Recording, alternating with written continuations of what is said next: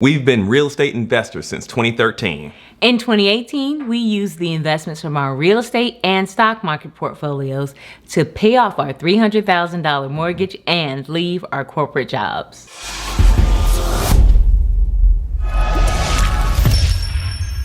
What's up, Legacy Builders? I'm Rob. I'm Reshawn, and this is Learn, Hustle, Grow. We help you build wealth and explore investing so that you can leave a legacy. She's a stock trader. He's a realtor. And we are debt-free investors. Real estate is an incredible wealth-building tool and tax shelter. When people find out that we invest in real estate, we get the same questions. In this video, we are going to cover the top 10 frequently asked questions we get on the topic of real estate investing. Now, keep in mind, we're a married couple, so we don't always agree on everything. So you'll get a chance to hear from both of our perspectives. Yes. So the first question we always get is, how did we get started in real estate investing? She's gonna give you the short answer, I'm gonna give you the long answer. The short answer is we turned our first home into our first rental property. Yes. So the long answer is, I noticed that there was houses being sold on our block in a nice, decent neighborhood. We had schools all around us that kids could walk to. And that was the reason why she chose that house, right? And I was thinking, even though our plan was to not, we didn't necessarily have a plan to get into real estate. I've always wanted to, but I don't know, something clicked when we saw all the houses for sale on the block. And then eventually we started looking. By the time we started looking though, the market was already moving and we couldn't get it as cheap as we thought we could because, a couple years went by basically. And then we ended up just kind of we fixed up our house while we were living there piece by piece. And then we used that as our first rental and we moved into a newer house, So the house he's referring to was the house that I purchased before we got married. Right. So I purchased a 3-bedroom, 2.5 bath, single family home because I knew that my son, our oldest, needed to be able to walk to school. Now, I had always thought that I would keep that one house. Then I met Rob, who wanted to become a real estate mogul. Now, I did not have any intention on owning more than one rental. However, he did turn me on to some resources like Bigger Pockets and things like that got me more open to the idea once, I started to do some research. Right. Question number 2, how do you finance your rental properties? Or how did you finance your rental properties when you got started? Yep. Well, we did not use other people's money. Let's be clear. Yeah. We hear that a lot. We followed a plan to save money for the down payment. Yeah. And at the time when we were purchasing single family homes, it was about 20% down. Yeah. And we used traditional financing. Yeah. Anything you want to add to that? Yeah, we always just focused on our next 20% at the time. So I heard there's a variation. Sometimes, depending on your mortgage company and stuff, because I've seen people say they only want 15. These days, I saw that recently. But if it's multifamily, then you got to do 25% down if it's a rental property. So at the time, we were doing 20%. We were just saving it. We were doing it the hard way. So some people would say, right? But yeah, we don't mess with hard money or nothing like that. So number 3, if you were just getting started now, what would you do?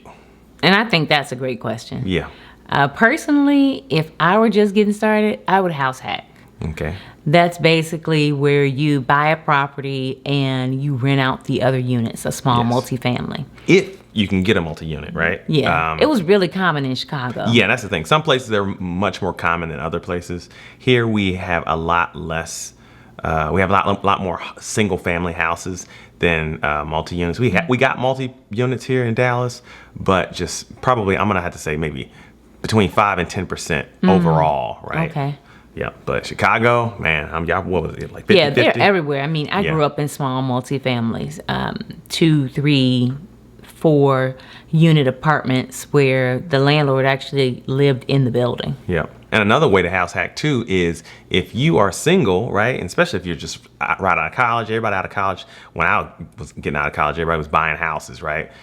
you know, why not buy a house and still, you're already kind of used to the roommate thing. Have a roommate, rent out those rooms, right? And then that way they can help you pay for your house and you probably have no mortgage. I know it's inconvenient, right? But hey, at least you're getting your bills paid for, right? Your biggest bill, most likely, right? So, yeah, having a roommate or house hacking, that's like having a second job where you don't have to leave your home. Yep, free money. Almost free. Number 4, how did you find your investment properties? Yeah, when we found our investment properties, we had a realtor through a friend that was also an investor. Right? Yes. Yes, I think I'd started talking about real estate investing at work. Rob always talks about real estate investing everywhere he goes. And we were recommended a book and a realtor. So it was just a matter of, you know, talking to the right people, asking questions, and we were very, very fortunate. Yep, we learned a ton too, so. Hey guys, if you're liking this video or any of the content that we're dropping, please give us a like and subscribe. Number 5, how do you know how much you want to offer on an investment property?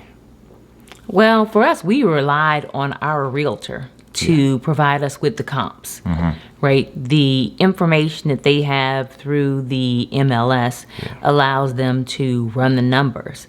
And those numbers really, you know, give you all the information you need. I mean, that worked for us as investors. And I mean, what do you say to your clients, babe, as a realtor? Well, I look at this. I just look at what's sold. I like to look within the last 30 days because honestly, the market changes so much that once you guys start getting 60 and 90 days, unless it's a place that doesn't sell many houses, like an area, you definitely want to go with the most recent because, I mean, it blows with the wind, right? I just kind of do, you know, the last 30 days and we go from there. Number 6, have you ever invested out of state? If so, how did it go? Yes, we have invested out of state. We were looking for a multi-unit here in the Dallas area at one point, and we could not find anything big enough. Like we wanted a small multi-unit, right? For the price that we wanted. Yeah. And so we were like, let's start looking at our hometown. So she's from Chicago, so we started looking at Chicago. We knew that they had plenty of multis out there. And then we looked in my hometown. I'm like from the Norfolk, Virginia area. They seem to be priced great there. So yeah. And one of the things we looked at also was, you know, the surrounding area. Yeah.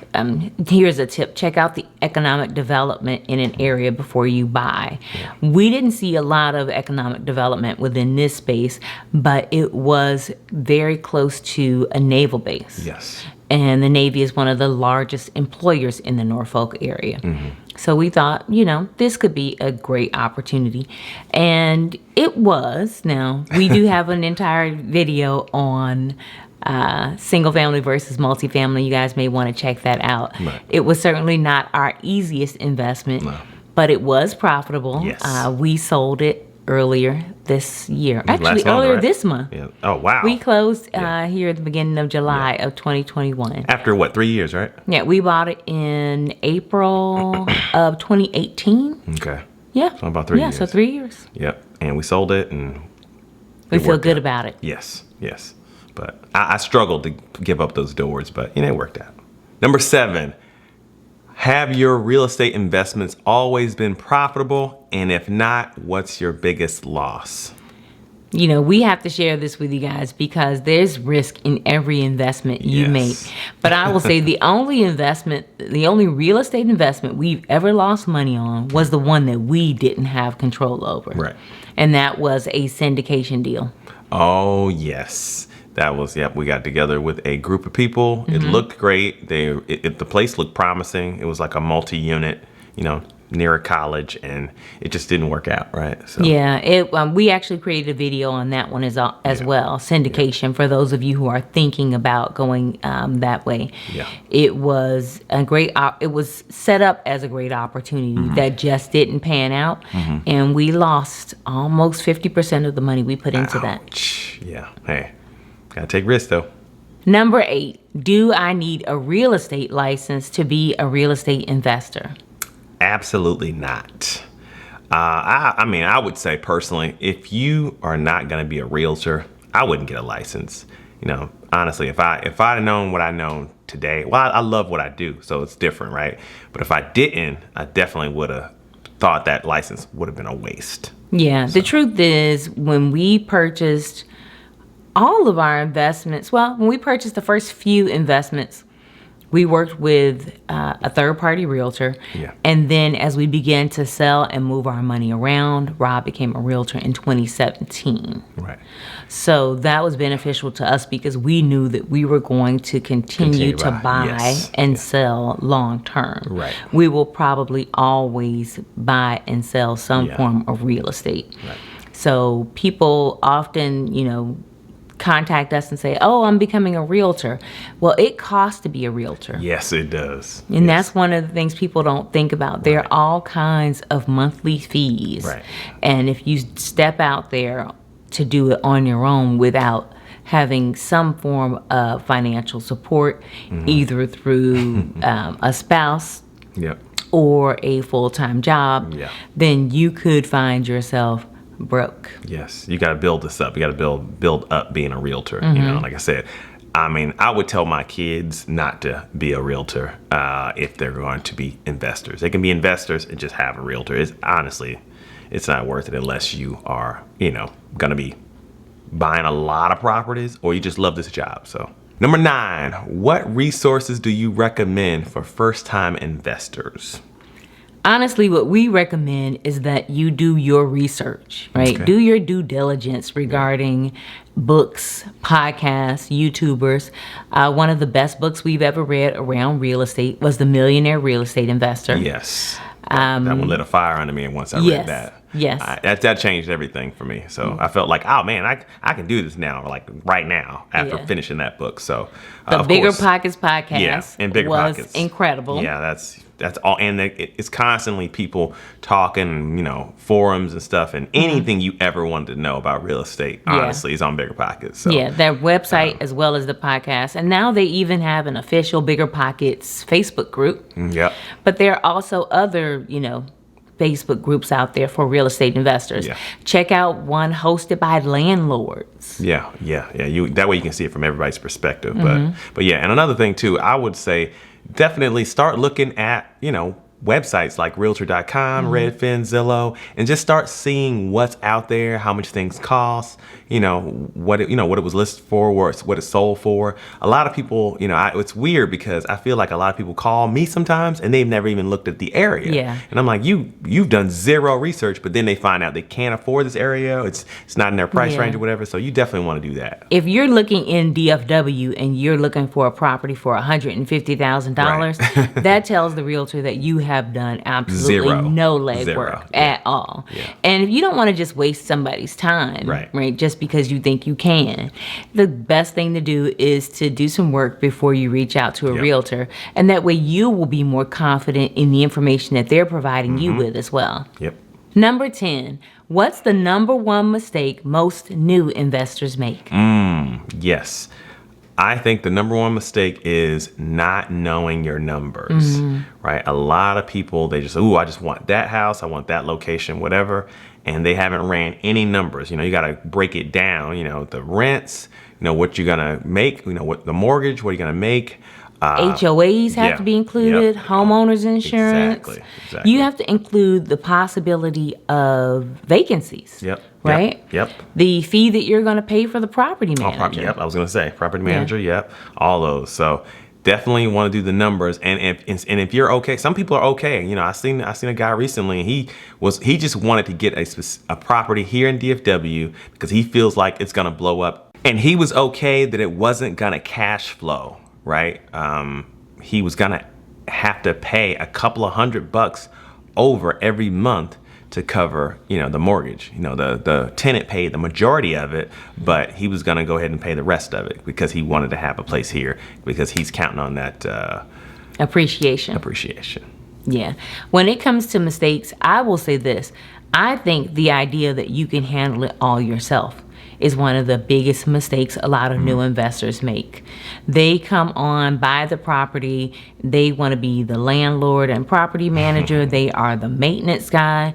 Now, you will hear a lot of fantastic stories about how a lot of investors got started this way. You will also hear a ton of horror stories Right. about people who owned one single family home and never ever invested in real estate again Yes. because they hated the experience of being called about a broken toilet or not being able to collect rent on time, and on and on and on. Right. They dealt with all those challenges head on, and they just hated it. The Right. idea of an eviction.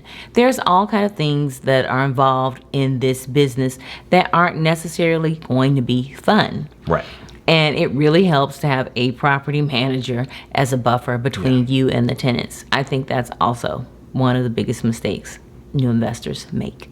Yes. Wow, those 10 questions went through pretty fast. Yes. Or we went through those questions pretty fast. Right. And we didn't disagree as much as I thought we were going to. I think we were all ready to in the beginning, but Yeah. he decided he didn't want to fight on camera. Yeah, they didn't see the, behind the scenes snapping up in here. Oh my goodness. But yeah. But you guys, we hope you found this information beneficial. If you have more questions, please drop them in the comments below.